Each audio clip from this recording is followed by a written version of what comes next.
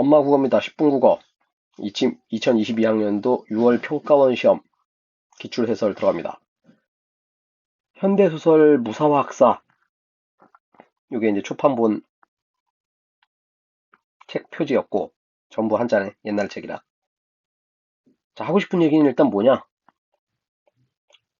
EBS 공부에 대한 얘기예요. 사실 본문 보면 알겠지만 무사화 학사라는 작품을 아무 배경 지식 없는 상태에서 그냥 본문만 읽어가지고 그 속뜻을 끄집어내는 거는 솔직히 학생들 입장에서는 매우 어렵다. 원래 문학이라는 게 이게 숨겨서 드러내는 거, 이게 문학의 특성이니까. 그래서 그런 작품들, 그러니까 딱 봐도 겉으로 뭔가 뜻이 금방 드러나는 것들은 낯선 작품을 출제를 해. 그런데 이렇게 속뜻을 한참 살펴야 되는 애들은 주로 EBS를 가지고 출제를 하지. 결론은 뭐냐? EBS 어느 정도는, 그러니까 문학 같은 경우는 뭐라 했어? 문학 같은 경우는 주제, 정서, 그 다음에 핵심 인물, 인물 다 찾아라는 얘기 아니야. 핵심 인물만. 그 다음에 표현. 뭐 소설 같은 경우는 전체 줄거리를 뭐 다 알면 좋지만 사실 뭐 전체 줄거리를 뭐 완전하게 안다. 더군다나 뭐 장편 소설 같은 경우는 쉽지도 않지. 거기까지는 필요 없고 적어도 요 정도 어떤 작품을 만났을 때 아, 이 주제가 뭐였지? 핵심 인물 두 명, 세 명이 이런 인물이었지. 소설 같으면 이제 표현이라기보다는 이제 서술 방식이겠지. 아, 이런 서술 방식이었지. 이런 표현이었지. 정도가 머릿속에 있는 상태에서 다른 부분, 특히 소설은 다른 부분을 출제하니까. 그래야 문제가 빨리 풀린다. 그런 측면에서 아직도 EBS 수능 특강, 수능 완성 안 본 사람들 있으면 요 정도는 좀 살펴봐 달라. 그러니까 시간이 많으면 그러면 이제 천천히 작품도 읽고 해설도 읽고 문제도 풀고 하면 좋겠고 난 그럴 시간이 없다. 근데 글만 봐가지고는 사실 뭔 얘기인지 잘 모르겠다 하는 사람들은 뭐 해야 돼? 엄마 국어를 해야죠. 그냥 들으면 되니까 짬짬이. 솔직히 그 점심시간, 저녁시간 또는 뭐 아침 뭐 학교 가는 시간 이럴 때 짬짬이 여러분들 유튜브 보잖아.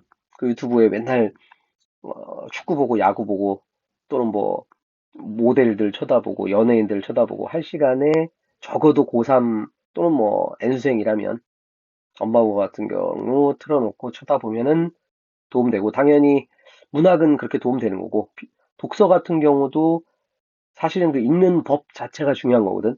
이 작품이 뭐다. 뭐 어차피 걔는 똑같이 출제되는 게 아니니까. 예, 그런 측면에서 유튜브가 상당히 역할을 많이 하게 되는 거니까 이건 뭐 로그인도 필요 없고 그냥 보면 되는 거니까. 그런 측면에서 잘 활용을 하기 바랍니다. 슬기로운 유튜브 생활. 작품 갑시다. 자, 앞줄거리도 여러 번 얘기했는데, 그러니까 실전에서 얘는 뭐 비교적 짧은 편이긴 한데 여기서 시간을 쓰면 안 돼. 그냥 핵심 인물 누가 나오고 무슨 사건이 벌어진다까지만. 나는 임씨를 찾아가고 기범과의 과거 일을 회상한다. 그냥 그거만 알면 되는 거야. 자, 그 다음 소설 앞쪽에서 반드시 뭐 한다? 나를 찾는다. 뒤에도 1번 문제가 이게 답이지. 항상 기본 베이스야. 그 나가 나오면 안에 있는 서술자, 나가 안 나오면 밖에 있는 서술자. 기본 베이스를 출제하는 게 평가원 시험이다. 기범은 웃기 시작했고 나는 놀았다. 나는 그놈을 입에 올릴 자격이 없다. 나는 긴장했다. 눈물을 보았기 때문이다. 싫다고 그랬는데 왜 눈물을 흘려? 우리는 서로 사랑했다. 아, 첫 장면에서는 일규라는 친구, 아주 뛰어난 친구가 있었어. 지식인. 근데 그 기범이라는 친구가 얘를 서로 애증했다. 사랑하기도 했지만 미워하기도 했다. 근데 이제 이 친구가 죽은 거야. 그래가지고 기범이 눈물을 흘리는 상황이고 나는 도대체 이게 뭐지? 여기 그냥 여기서 장면이 끝나버렸으니까. 사실은 여기 주제가 나와 있는데 일규와 기범을 통해 가지고 한국 현대사에 있었던 부정적인 지식인들을 얘기하는 작품. 이렇게 생각하면 되겠지. 자, 중략이 있었고 이제 기범이도 죽었대. 그래가지고 나라는 사람이 이제 찾아가가지고 임시하고 얘기를 하는 장면. 그 사람은 왜 도대체 기분 상고를 찾았을까요? 저도 처음엔 궁금했어요. 과거 얘기는 좀 처리 안 했는데 묘한 철학이 있더라고요. 자, 여기서 이제 뒤에 이제 문제에도 나오는데 인식의 전환. 인식의 전환이라는 게 별게 아니라 그냥 몰랐는데 알게 됐다. 이런 게 이제 인식의 전환이겠지. 그러니까 그 전까지는 도대체 기범이가 왜 이렇게 사는지 몰랐지. 자, 이 양반의 생각이 뭐냐면 세상을 더 썩게 만드는 게 이 사람의 철학이다. 특이하지. 지식인들이라면 뭘 해야 되냐면 이 썩은 세상을 밝게 만들어주, 깨끗하게 만들어주는 게 지식인인데 더 썩어라. 뭘 믿었냐? 사람들의 초능력을 믿었다. 사람들의 재생 능력을 믿었다. 어차피 내가 쓰레기 짓을 하면 누군가는 그걸 깨끗하게 만들어줄 거니까 나는 계속 쓰레기 짓을 하겠다. 라는 부정의 미학, 이 지식인의 궤변이지. 나는 기범을 이해하는 어떤 열쇠가 아닌가 생각했다. 아, 이 새끼가 그래서 그런 미친 짓을 했었군. 그래서 친구 한 분이 죽었고, 아까 일규란 친구. 그래서 충격받고 산속으로 들어온 거다. 나는 그제서야 일규의 장례식 후에 기범이 격렬하게 짓거린 저 시끄럽던 요설들이 생각났다. 기범은 그때 세상을 등질 결심을 했는지도 알 수 없다. 얼마 후에 진짜 깨끗하게 사라져버린 것이다. 뒤에 문제에도 나오는데 그냥 우연의 일치였던 거지 뭐 실제로 얘가 결심을 했었고 결심한 얘기가 없다고 그랬지. 알 수 없다고 했으니까. 그냥 우연의 일치. 세상 살 재미가 없어졌다고 하더군요.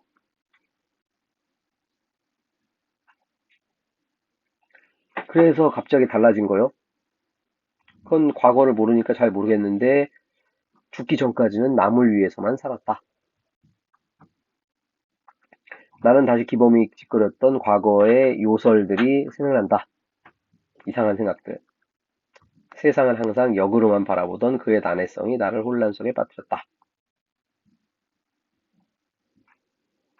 그에게 악과 선은 같은 것이었는지도 알 수 없다.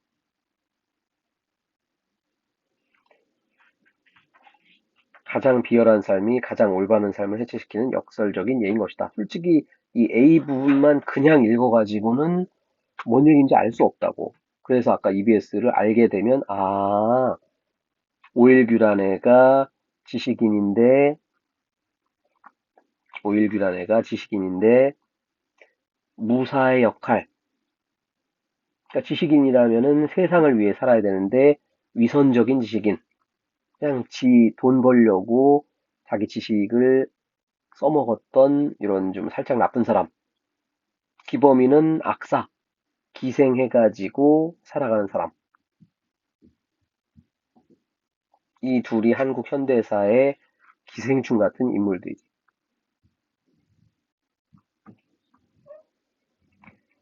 A의 서술 특징으로 가장 적절. 아까도 얘기했지만 나가 있으면 무조건 내부. 여기는 다 날려야지.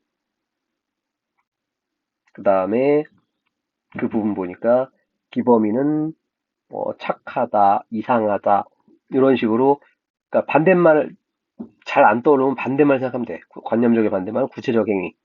그 친구가 뭐 휴지를 주었다, 뭐 코피 흘리는 친구 닦아줬다 이러면 이제 구체적인 행위가 되는 거고 그냥 착하다, 이상하다, 묘하다 이런 건 전부 다 관념적인 서술이지. 오답을 좀 더 쉽게 만들려고 객관적 계속 강조하지만 문학에서 객관적이란 답지 나오면 그냥 이렇게 거버려. 문학은 철저하게 주관적인 장르라고. 그냥 오답 주려고 만드는 답지. 선생님 학교에서 배울 때 객관적으로 관찰자 시점 이런 거 나오는데 수능에서는 안 나온다. 자, 기역, 미음. 뭐 고소도 그렇지만 특히 현대 소설에서는 심리를 반드시 묻는다. 어떤 행동을 했으면 도대체 이게 무슨 심리냐? 그래서 일단 내용은 기범이가 이제 갑자기 사라졌는데 아까도 잠깐 얘기했지만 친구 장례식, 일규 장례식 와서 막 울었지. 그리고 그 친구가 앞으로 사라질 거다는 건 나는 알 수 없는 상태였고. 근데 곧바로 실행에 옮겼다. 뭐 요게 이제 일단 일치가 틀린 거고, 곧바로 옮겨서 나는 놀라웠다. 이것도 일치가 틀린 거고, 그냥 우연히 맞아떨어진 것이 없군 하고 그냥 지나가는 얘기지. 자, 나머지들 밑줄 왜 걷냐면은 뭐야? 전부 심리에다 밑줄 쳐는 거라고.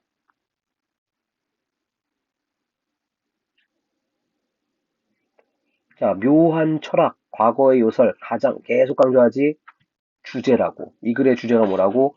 부정적 지식인들의 실체에 대해서 알게 되었다.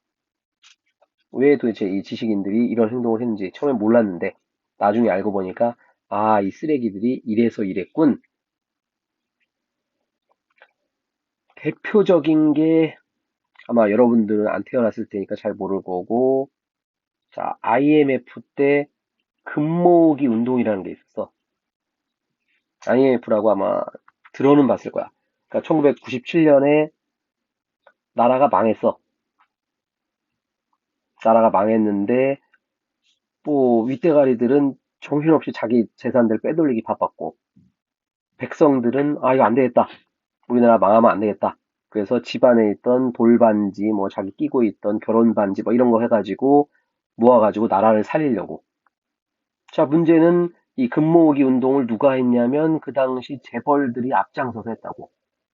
그러니까 겉으로는 백성들과 같이 금을 모아가지고 나라를 살리겠다라고 얘기했지만 알고 봤더니 재벌들이 그냥 그 금을 가지고 비싸게 팔아먹었지.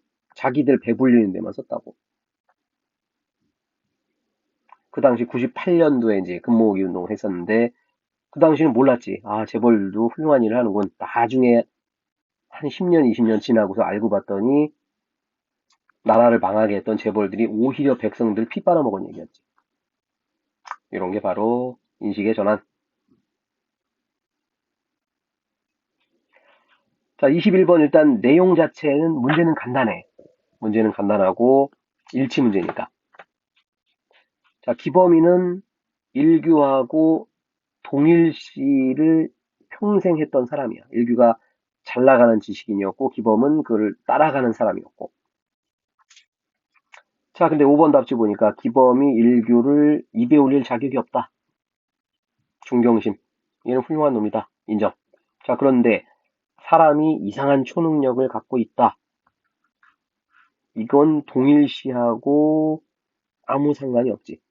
그냥 지가 믿고 있는 거지. 세상은 다 썩으면 재상된다는 그냥 기범이의 믿음이지. 일규하고는 아무 상관이 없는 얘기. 그래서 일규와 동일시하는 내용과 일치가 틀리지 않으니까 그놈을 얼른 찾으면 되는 것이고.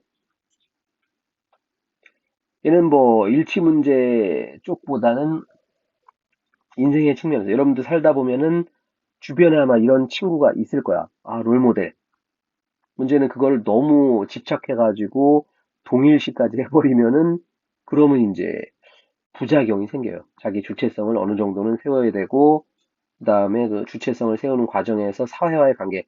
내가 지금 얘를 따라가고 내가 하는 행동이 과연 좀 올바른 길인가? 그런 거를 좀 고민하기 바랍니다.